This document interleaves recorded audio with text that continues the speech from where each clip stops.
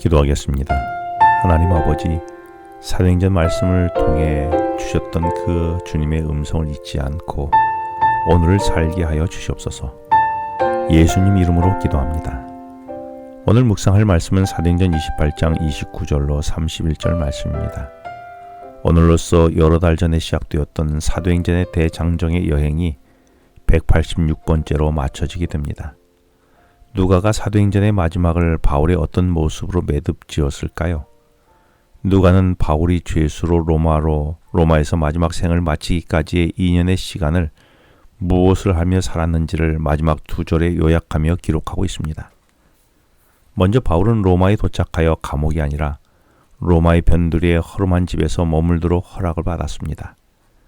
바울은 자신의 주거지가 정해지자마자 로마에 어렵게 정착하여 어렵게 사는 유대교의 지도자들을 자신의 집으로 불렀습니다. 그리고 얼마 후 많은 유대인들을 자신의 집으로 다시 불러 주님의 복음을 전했지요. 하지만 얼마는 바울이 전한 복음을 믿었지만 많은 유대인들은 믿지 않아 믿는 자와 믿지 않는 자들이 서로 맞지 않아 각각 흩어져 돌아갔습니다. 이로 인해 바울은 로마에 머물며 이방인들에게 눈을 돌려 구원의 복음을 전하는 시간으로 남은 여생을 살게 됩니다. 그러면서 오늘 본문의 30절 기록은 바울이 로마에 머문 2년 동안 자기 셋집에 머물면서 자기에게 오는 사람을 다 영접했다라고 했습니다. 이 말은 바울이 세를 내고 얻은 로마의 변두리 허름한 집에 2년간 머물면서도 자신을 찾아오는 사람은 누구든지 가리지 않고 다 영접하여 복음을 전했다는 말입니다. 여기서 영접하다라는 헬라어 동사는 미완료형으로 기록되어 있습니다. 이는 사람들이 바울을 찾아오는 일을 끊임없이 했다는 말이고 바울은 이들을 끊임없이 계속하여 영접했다는 의미입니다. 그리고 31절에서 바울은 그들에게 하나님의 나라를 전하여 주 예수 그리스도에 관한 모든 것을 담대하게 거침없이 가르쳤다라고 했습니다. 이것이 사도행전의 마지막 기록입니다.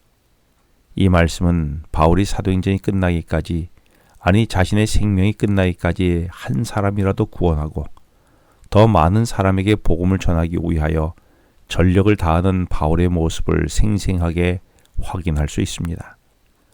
누가가 사도행전의 마지막 구절을 기록하면서 특별히 강조하는 단어가 있습니다. 그것은 바울을 찾아오는 사람들에게 하나님의 나라와 주 예수에 관한 모든 것을 전하고 가르치되 담대히 가르쳤다는 것입니다. 여기에서 담대하게라는 말을 누가는 기록하면서 동사로 사용하지 않고 명사로 사용했습니다. 바울은 처음 다메섹에서 주님의 부르심을 받은 이후 30여 년간 복음만을 전하며 살아왔습니다.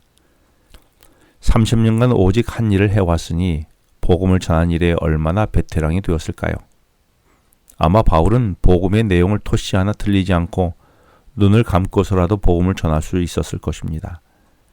하지만 바울은 30여 년간 전해온 복음이라도 매 순간 두려움 속에서 복음을 바르게 그리고 온전히 전하기 위하여 담대함이 필요했습니다. 그래서 30여 년간 숙련된 자신의 능숙함으로 담대하게 복음을 전한 것이 아니라 주님이 주시는 담대함이 사도행전이 끝나는 마지막 순간까지 바울에게 필요했던 것입니다.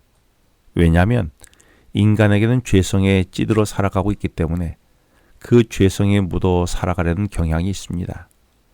그런데 그런 그들에게 죄의 삶에서 벗어나 매일 새로워지려고 할 때에 그들로부터 저항을 받을 수밖에 없는 것입니다. 그래서 바울이 복음을 전할 때마다 유대인들로부터 바울을 죽이려고 돌로 치려고 했고 옷을 찢기도 했고 심지어 죄 없이 옥에 가두려고까지 했습니다. 이런 복음의 거절 속에서 바울은 주님의 종과 증인으로 마지막까지 살아가기 위해서는 주님이 주시는 담대함의 용기가 필요했던 것입니다. 이렇게 하여 바울이 다메섹 도상에서 주님의 부르심을 입은 이후에 사도행전이 끝나기까지의 바울의 삶을 들여다보면 바울에게 믿음의 용기 없이 바울이 할 수 있었던 일은 아무것도 없었습니다. 그리고 그 용기의 원천은 바울 자신이 아니라 그를 불러주신 주님이셨습니다. 마태복음 21장 12절 13절에서 예수님은 십자가에 못 박혀 돌아가시기 나흘 전에 성전을 찾아서 강도의 소굴이 된 성전의 좌판을 둘러엎으시며 정결하게 하셨습니다. 이와 동일한 사건이 예수님의 공생애를 막 시작한 시점인 요한복음 2장에서도 있었습니다. 예수님은 그분의 사역을 시작하면서와 마치면서 성전을 정결하게 하는 일을 하셨습니다. 이렇게 하여 예수님의 공생의 사역은 성전을 정결하게 하신 일을 하신 것입니다. 고린도전서 3장 16절 17절에서 말씀하기를 이젠 건물이 아닌 우리가 하나님의 성전이라고 했습니다. 예루살렘 성전이 요한복음 2장에서 예수님이 성전을 정결하게 하셨음에도 쉽게 다시 오염되었던 것처럼 우리의 심령의 성전도 쉽게 오염되어 추악한 강도의 소굴로 전락할 수 있음을 깨닫게 됩니다. 하지만 우리가 담대한 용기를 지닐 때에만 하나님의 성전인 우리 자신을 날마다 거룩하게 일구어 갈 수 있을 것입니다.